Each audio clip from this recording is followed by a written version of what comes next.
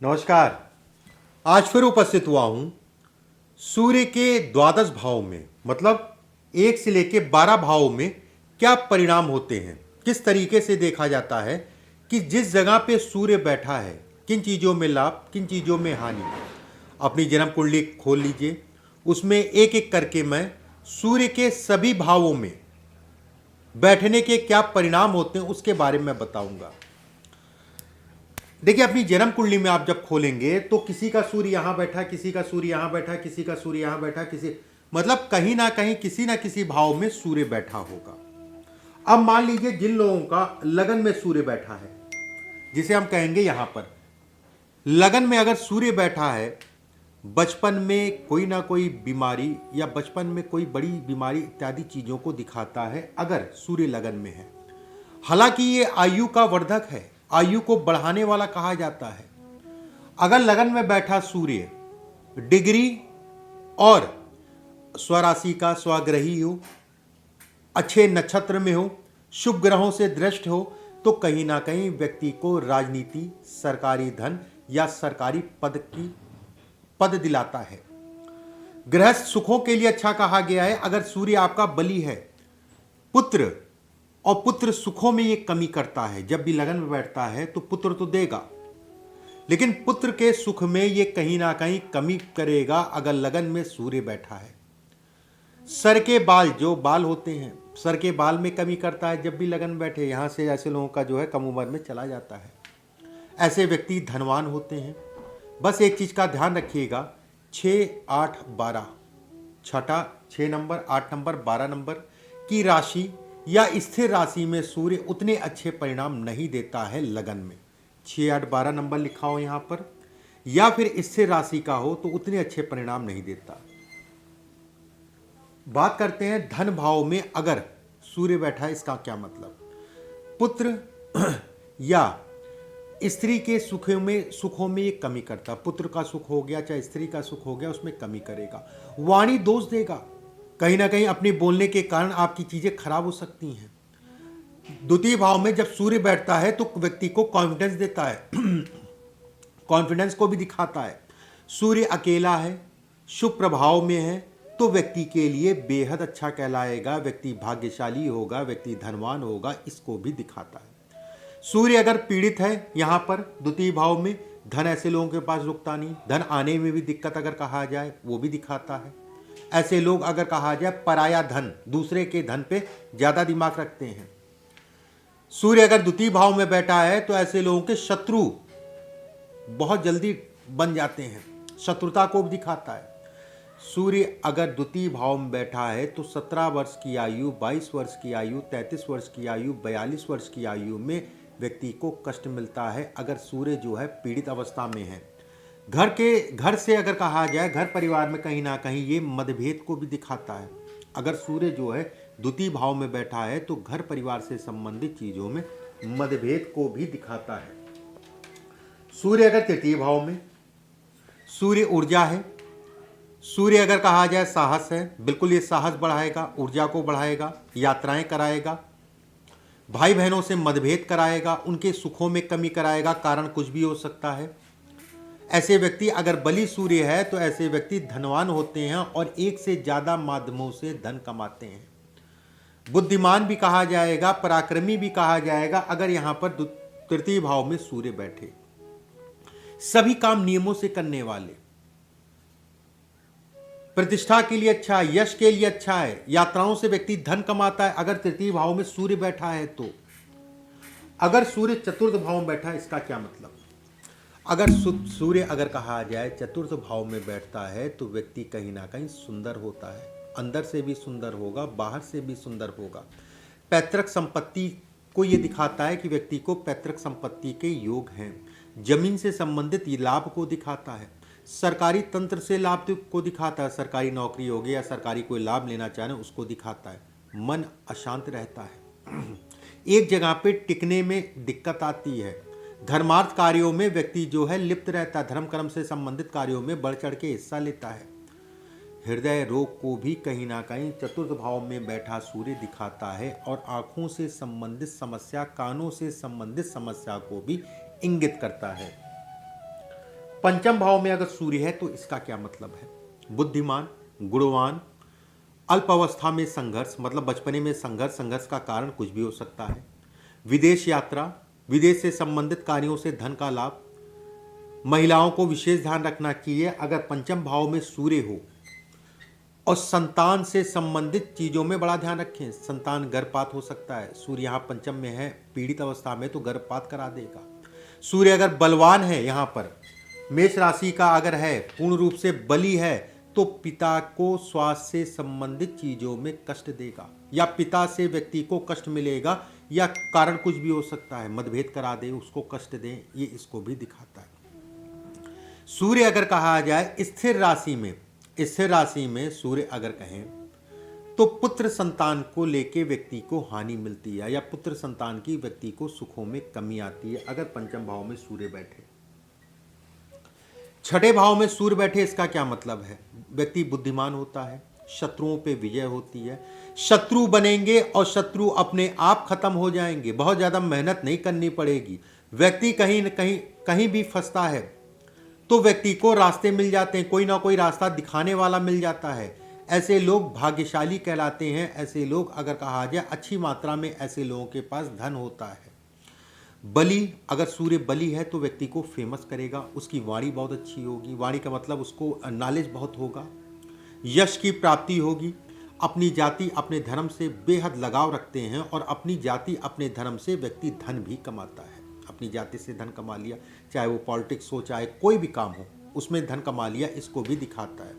पारिवारिक जीवन में अगर कहा जाए अपने कर्तव्यों का वहन करता है। पारिवारिक जीवन में जो भी वैवाहिक जीवन है उसमें अपने, एक चीज और मैं यहाँ कहूँगा, छठे भाव में जब भी सूर्य होता है, व्यक्ति बिल्कुल अपने परिवार के प्रति जो है लगाव रखता है, लेकिन वैवाहिक जीवन में कुछ ना कुछ तनाव भी ये छठे भाव में का सूर्य जो है देता है। सप्तम भाव में अगर सुख है, सूर्य है, तो उसका क्या मतलब है? स्त्री के सुखों में कमी। व्यापार अगर करते हैं तो साझेदारी में व्यापार करते हैं तो उसमें तनाव होता है, लेकिन आपका पैसा कहीं नहीं जाएगा। अगर तनाव भी होगा तो आपको आपका पैसा मिलेगा। ये इतनी ऊर्जा देता है यहाँ बैठने के बाद। ऐसे व्यक्ति यात्रा करने वाले होते हैं। ऐसे व्यक्ति अगर कहा जाए खूब यात्रा करते हैं। ऐसे व्यक्तियों को कपड़े से संबंधित काम, लोहे से संबंधित काम, तांबे से संबंधित काम, सोने से संबंधित काम और प्रॉपर्टी से संबंधित कामों में अच्छी उन्नति को भी दिखाता है अगर सप्तम भाव में सूर्य है तो। वाद विवाद उत्पन्न करने वाला भी कहलाता अगर सप्तम भाव में सूर्य है तो। ऐसे लोग ससुराल से थोड़ा सा कोई ना कोई बातों को लेके जो है नाराजगी को भी ये दिखाता है अगर सप्तम भाव में सूर्य है तो। अष्टम भाव में अगर सूर्य है तो पुत्र सुख में कमी। अगर कहें अष्टम भाव के सूर्य दिखाता है कि पुत्र का सुख जो है व्यक्ति को कम मिलेगा। संघर्ष उत्पन्न करने वाला दिखाता है, व्यक्ति को संघर्ष खूब करना पड़ता है। विदेश यात्रा या विदेश से संबंधित धन के लिए अच्छा कहा गया है। ऐसे लोग बचपने में या कह लीजिए कि जल जाते हैं, ठीक है, ये इसको भी दिखाता हो, खासकर बाएं साइड में ये इसको भी दिखाता है। आग से हमेशा सावधानी बरतनी चाहिए। ऐसे लोग अगर कहा जाए बड़े मूडी होते हैं। ऐसे लोग अगर कहा जाए सरल स्वभाव के होते हैं। ऐसे लोग अगर कहा जाए भौतिक सुखों की कमी को भी ये दिखाता है। जीवन दूसरों के नाम या दूसरों परिवार के ऊपर खुद धन कमाएंगे, अपने ऊपर धन नहीं लगाएंगे। ये साधारण जीवन को भी दिखाता है कि व्यक्ति बड़ा साधारण तरीके से अपने जीवन का वहन करेगा।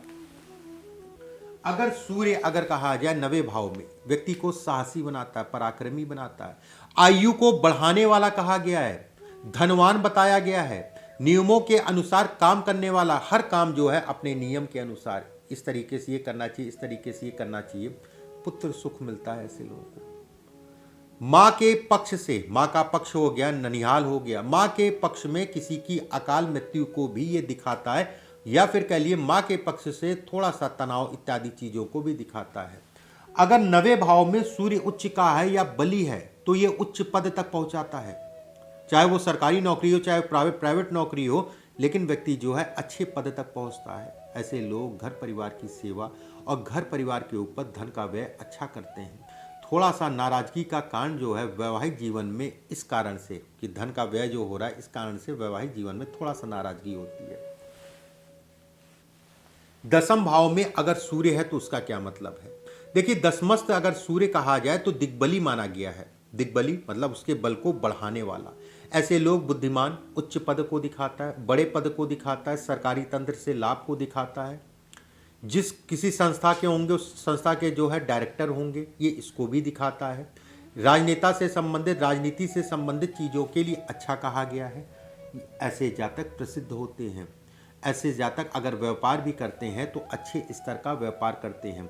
परिवार का और घर के लिए समय की कमी के कारण या करी लापरवाही के कारण घर परिवार में सदैव एक रुसवाई रहती है, एक तनाव रहता है कि वो तो मुझे समय देते नहीं, पापा मुझे समय नहीं देते, कोई भी हो सकता है, पति समय नहीं दे सकते, माँ कहेगी बेटा मुझे समय नहीं देता। ये वाली स्थितियां यहाँ पर अगर कहा जाए दसम भाव में सूर्य बैठता है तो ये स्थितियां देता है, लेकिन केयर करने वाला होता है, उसमें कोई दो राय नहीं। वाहन सुख ऐसे लोगों को मिलता है अगर सूर्य नीच का है।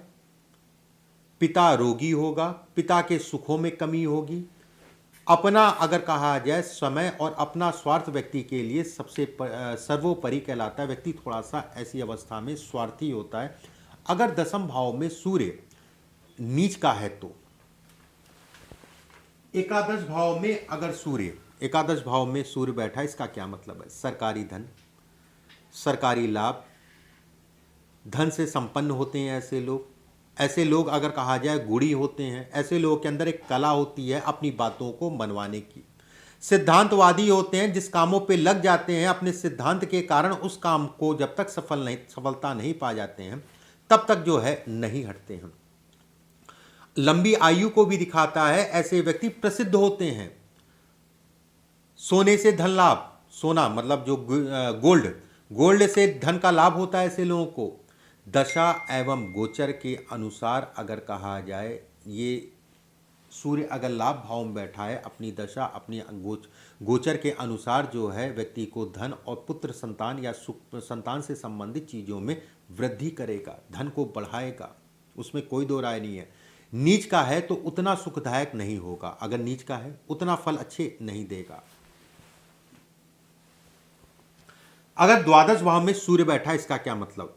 विदेश से संबंधित कार्यों में तरक्की, विदेश से संबंधित कार्यों में धन लाभ हो सकता है। आप इंडिया से ही या यहीं पे हो और विदेश से कुछ धन आपका आता रहे, उससे संबंधित काम करते रहें, बाद मान लीजिए नहीं जा पाए तो कहीं ना कुछ ऐसी स्थितियां रहेंगी कि व्यक्ति विदेश से संबंधित धन कमाता रहेगा। ऐसे लोगों की आंखें कमजोर होती हैं या आंखों में कोई रोग होता है।